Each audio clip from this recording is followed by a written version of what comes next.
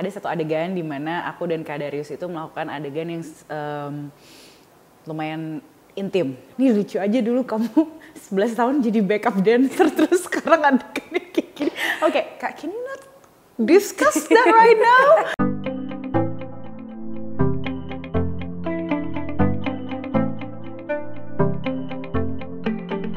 Ada lah, a little bit for me. Iyalah, soalnya your character sangat amat dinamikanya tuh kayak Magic Ibiniu kan. Iya, Magic iya. Ibiniu dari mulai komedinya ada, serius ada, sampai yang tabu pun ada tabu, sekali. ya, benar-benar. Jadi ragu ada, tapi diyakinkan oleh mamah, kalau langsung minta izin sama mamah, mah adek dapat kerjaan ini, profesi seperti ini, begini-begini cerita, mama cuma, oh mama nonton tuh yang pertama, seru banget udah, nggak apa-apa deh. Lawan mainnya siapa, gini-gini. Oke, disemangatin sama mama, jadi aku juga seneng aja. Iya, Mamanya gaul ya. Mamanya gaul banget mamaku.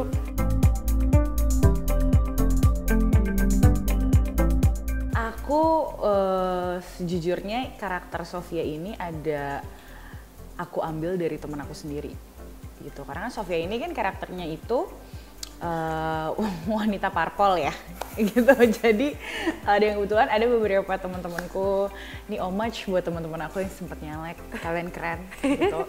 Nah aku jadi mengambil beberapa traits dari mereka gitu. Cuma ada juga yang aku ambil dari Agnes gitu, karena si Sofia ini kan sebenarnya anak paling terakhir yang jaraknya tuh jauh sama kakaknya. Dan dia tuh selalu merasa bahwa she's being overshadowed by the older sister, dan aku yakin pasti banyak orang di dunia ini yang kayak selalu dibanding-bandingin kayak gitu-gitu. Nah ya menurut aku karakter Sofia ini menarik, dan ya aku pendekatannya sih lebih ke observasi ke orang-orang nyata. Jadi ada 3, Rahma, Gina, Michelle. Tiga-tiganya orang yang sama tapi pembawaan yang beda-beda. Untuk mendalami karakter itu sendiri sih sebenarnya lebih ke pada saat udah di lapangan, udah di set sama surroundings dan environment yang ada tuh sangat membantu sendiri gitu. Jadi gak ada yang rasanya di push atau terlalu pressured, oh gue harus belajar, nggak ada. Jadi ke bawah aja gitu.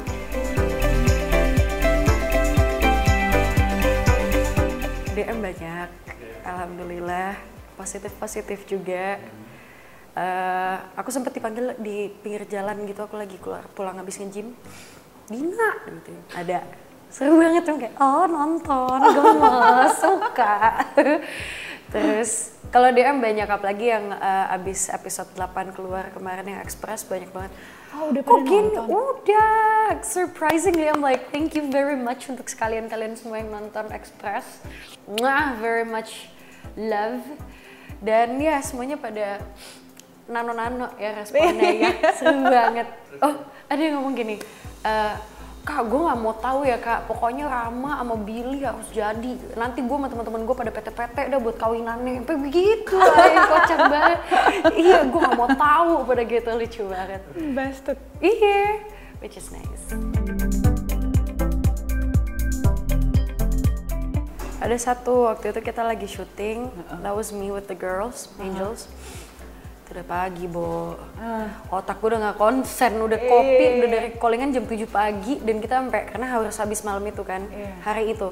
Sampai subuh, otak gue udah gak, konsletnya udah kopi, americano gue gak tau apa yang gue minum. Kafein iya, tapi ngantuk juga. Itu ada, kalau gak salah scene yang aku pamit dari kosan. Pamit dari Mass Angels. Itu gue ngomongnya udah kayak, ulang lagi no om. Ya maaf ya guys, aku nanya sama yang lain. Ya pokoknya itu bukan kesalahan. I think that was a flaw in, ya namanya juga human ya. Iya, udah capek juga.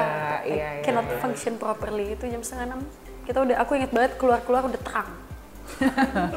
Kalau aku waktu itu scene yang take-nya paling bolak-balik itu kayaknya waktu party yang di Kemang. Remember? Oh, that's a long scene. Yeah. Tapi karena kan melibatkan banyak sekali cast, terus kita juga banyak extras, udah gitu flow-nya mesti diatur. Jadi itu lebih ke technical issue-nya aja memang yang ribet kayak gitu sih. Jadi agak berulang-ulang kali gitu. Jadi aku lebih kayak wah pakai heels lagi nih diulang-ulang. Jinjit mulu kan. Kayak gitu. Untung adegannya waktu itu cemburu jadi kayak ke translate ya dari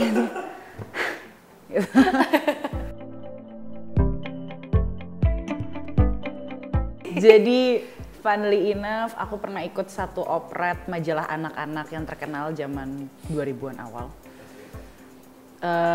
Jadi waktu itu dia perannya jadi kepala desa, lalu aku adalah salah satu anak-anak di desa itu. Gitu. Aku inget banget waktu itu Kak Darius kayaknya Kak Dona tuh baru ngelahirin anak pertama mereka ya gitu. Terus habis itu fast forward ke tahun 2023 kemarin bertemu lagi dan dipasangkan menjadi pacar gitu. Jadi kayak agak lucu ya. Kayak gitu. Jadi perasaannya ya lebih kayak wow, life is so funny that way. Sempet banget pertama kali ketemu iya. Dan yang lebih Oke, jadi ini agak ada satu adegan di mana aku dan Kak Darius itu melakukan adegan yang lumayan intim. Nah, terus udah gitu di saat kita lagi cut, kamera pindah, Kak Darius tiba-tiba ketawa sendiri. Kayak hahaha gitu, terus kayak aku kayak kenapa Kak? Nggak apa-apa, nih lucu aja dulu kamu 11 tahun jadi backup dancer terus sekarang adegannya kayak gini. Oke, Kak, can you not discuss that right now? Kayak boleh gak kita bangun dulu nih suasana ini?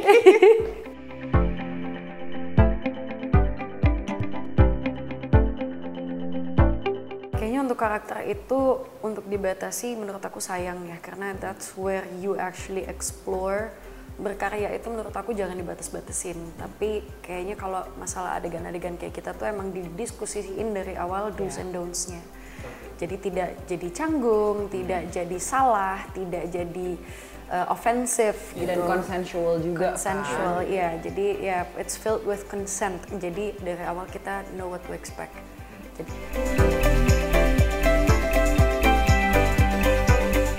kalau do and don'ts-nya itu sebenarnya pilarnya itu biasanya dari ceritanya juga. Betul, dan sekarang kan juga udah ada yang namanya intimacy coordinator, di mana mereka adalah penjembatan antara sutradara dan pemain untuk ada beberapa prosedur yang memang harus dilewati untuk melakukan adegan-adegan yang sifatnya intimate. Intimate ya nggak harus adegan sex scene misalnya, bisa juga mungkin kayak matanya bertatapan dengan jarak yang sangat dekat, itu juga bisa di consider intim gitu. Jadi sebenarnya kalau do's and don'ts-nya itu balik lagi tergantung ceritanya seperti apa dan tergantung kenyamanan antara sutradara dan pemain sih.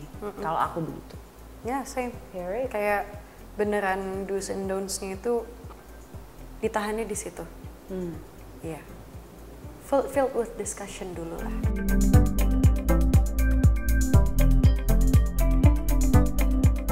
Kaget karena sebenarnya dunianya gelap banget dan sedih banget. Di dunia Open BO itu tidak pernah menjadi tujuan utama mereka dari mereka masih kecil atau masih teenager, itu nggak pernah.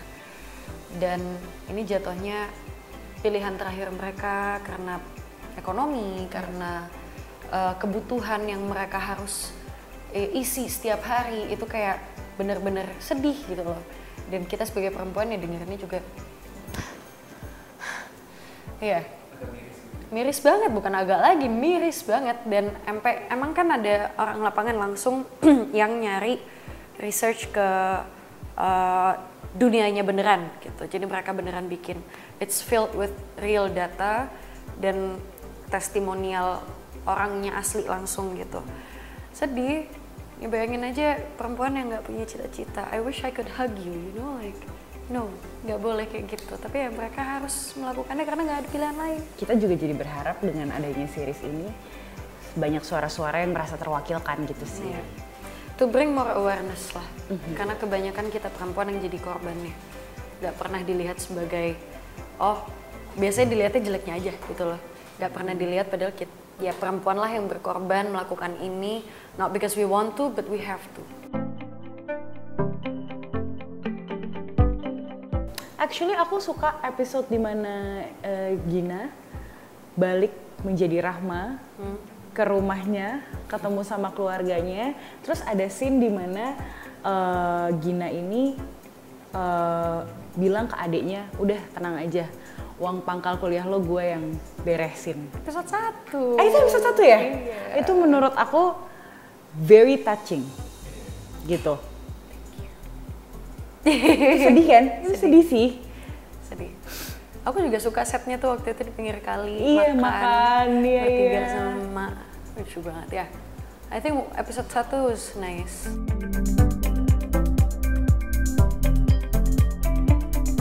Jadi 50-50. Whether you watch it or not, it's good. Tapi kalau kamu nonton, Kamu jadi akan lebih kayak, gitu. Kan seru kan? Kayak gitu kayak pantes nih karakternya kayak gini, kayak gitu. Jadi jangan lupa nonton video original series Open BO lagi, Semakin Panas semakin ganas. hanya di Video.